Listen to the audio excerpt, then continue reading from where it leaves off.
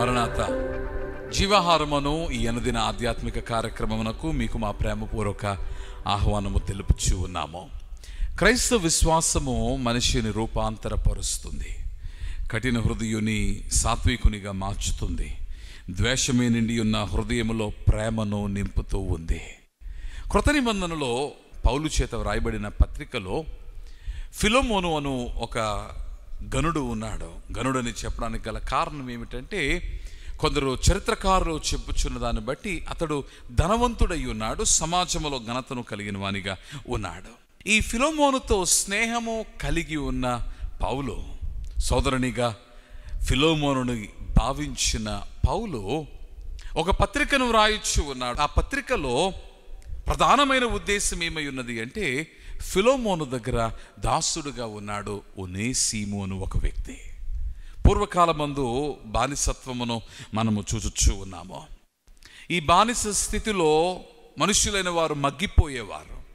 జీవితమునకు ఏ గౌరవము లేకుండా, ఆ జీవితము అర్థవంతముగా లేక, అందముగా లేక చింతించుచు చివరకు బానిసలుగానే మిగిలిపోయి వారి జీవితము అంతమయ్యే స్థితిని మనము గతకాలమందు మనము చూస్తూ ఉన్నాము. ఇక్కడ ఒక దాసునిగా ఉన్నాడు, యాజ్ అ స్లేవ్, ఒనేసిము ఫిలోమోనుకు. అయితే ఆ ఒనేసిము ఏమైపోయాడు?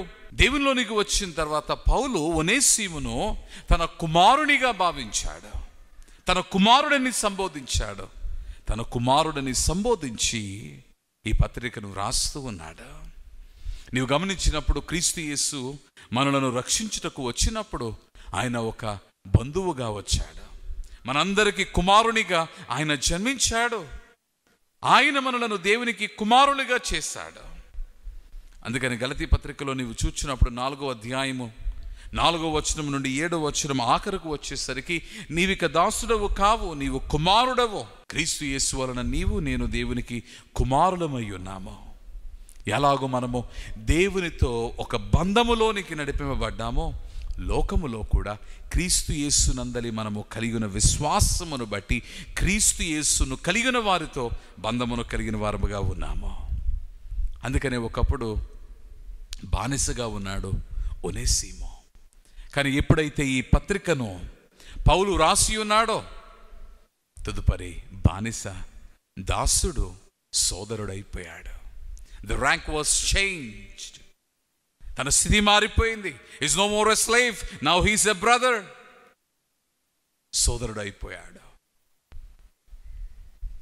క్రీస్తును మనము కలిగి ఉన్నప్పుడు క్రీస్తుని ప్రేమతో మనము నింపబడిన వారముగా ఉన్నాము. క్రీస్తుని మనస్సును కలిగిన వారముగా మనము ఉన్నాము. మనం ఇంకనో పాపులమై ఉండగానే క్రీస్తు యేసు మన కొరకు చనిపోయెను. ఇది దేవుని ప్రేమ. పాపి అయిన నిన్ను నన్ను ఎంతగా ప్రేమించాడు, తన ప్రాణము పెట్టినంతగా ప్రేమించాడు, నేను సొంతము చేసుకున్నాడు. అందుకనే బానిస సోదరుడైపోయాడు. నీ ఒనేసిమును చూచినప్పుడు, from being a slave he became a brother and then eventually he became a bishop. తన స్థితి మారినది. దేవుని బట్టి క్రీస్తు యేసు వలన మనసు మారినది. బానిస సోదరుడయ్యాడు. నీ జీవితంలో కూడా నీవు బానిసలుగా ఎవరినైనా ఎంచుచూ ఉన్నావేమో. దాసులను, నీ క్రింద పని చేస్తున్న వారిని కఠినముగా నీవు చూస్తూ ఉన్నావేమో. వారిని ప్రేమించు, క్రమమును చూపించు, క్రమములో వారిని నడిపించు. But remember, he's not a slave, he's not a servant. By Christ love, క్రీస్తుని ప్రేమను బట్టి accept them as your brothers and sisters. నీ సోదరులుగా, సోదరులుగా వారిని ఎంచు. క్రీస్తు యేసును కలిగిన వారెల్లరూ నీ బంధువులుగా పరిగణించు. లోకమును కూడా క్రీస్తు యేసు వారి ప్రేమతో ప్రేమించి, క్రీస్తు యేసు రక్తములో వారు కడగబడులాగున, దేవునికి వారు దాసులగులాగున నీవు శ్రమించు. క్రైస్తవ విశ్వాసం నిన్ను రూపాంతరపరుస్తూ ఉంది. ప్రభువా, మేమందరము కూడా ఇటు స్థితిని కలిగి ఉన్నటకు సహాయం వచ్చేయము.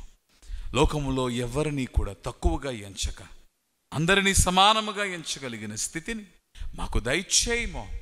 ఫిలోమోను తన దాసుని సోదరునిగా అంగీకరించాడు. మేము అట్టి మనస్సు కలిగి ఉండుటకు సహాయం వచ్చేయము. ప్రాణనాథుడైన క్రీస్తు పేర ప్రార్థించుచున్నాము మా ప్రియ పరలోకపు తండ్రి. ఆమేన్. మరణాత.